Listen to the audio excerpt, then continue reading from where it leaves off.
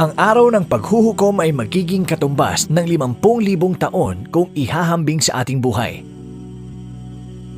Pagkatapos ng araw ng paghuhukom, ang ating buhay ay wala ng hangganan. Ngayon ay pag-isipan mo kung ano ang kahalaga ng ating buhay sa kabilang buhay kung ihahambing ito sa maikling buhay natin dito sa mundo. Ang impyerno naman sa kabilang dako ay kung huhulugan ng bato ay makakarating lamang ito sa pinakailalim nito pagkalipas lamang ng 70 taon. Ang paraiso naman sa kabilang dako ay tulad ng nababanggit sa Quran na ang lapad nito ay tulad ng lawak ng kalangitan at daigdig.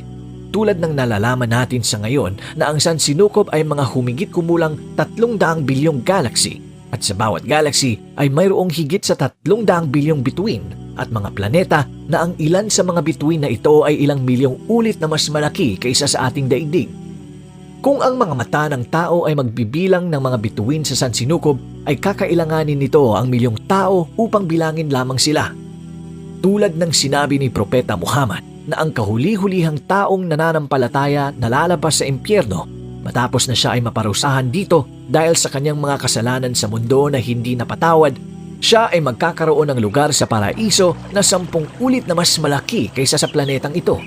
Ang paraiso ay puno ng kasiyahan at isa sa mga pinakadakilang karangalan sa paraiso na kaloob sa mga tao ay mga punong kahoy, mga prutas, magagandang kababaihan at lahat ng uri ng ating naisip.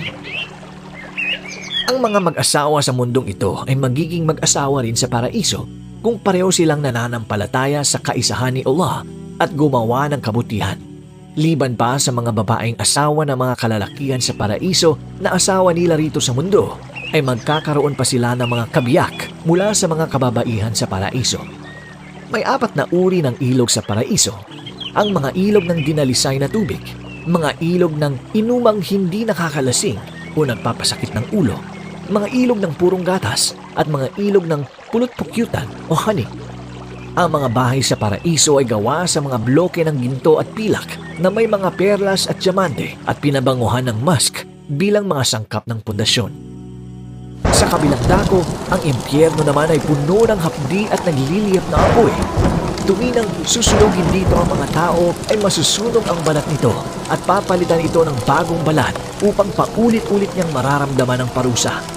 Pakakainin sila ng marumi at basurang pagkain, gayon din ang pagkain na mula sa pinaghugasan ng sugat at paiinumin ng kumukulong tubig na kukulo sa kanilang bituka sa tiyan. Pagkatapos ay babalik siyang muli sa normal upang muling maramdaman ang parusa sa pag-inom muli ng kumukulong tubig. Maaari mong piliin ang iyong destinasyon, paraiso o impyerno.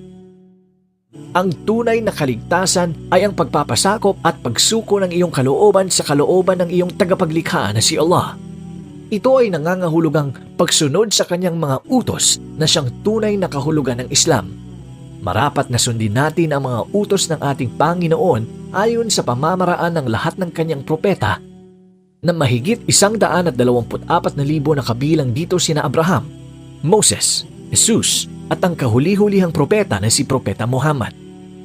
Kung nauunawaan mo ang mensahe na ito, ay huwag mo nang ipagpaliban pa ang pagsaksi dahil sa hindi natin nalalaman kung kailan ipapadala ng tagapaglikha ang anghel ng kamatayan sa atin upang kunin ang ating mga kaluluwa.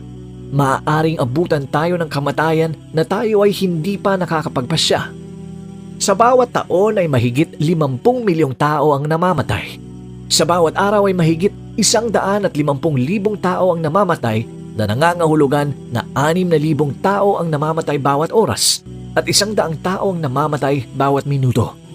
Dahil dito ay huwag ka nang magpaliban at ikaw ay sumaksi na sa kaisahan ng nag-iisang tunay na Diyos ngayon din.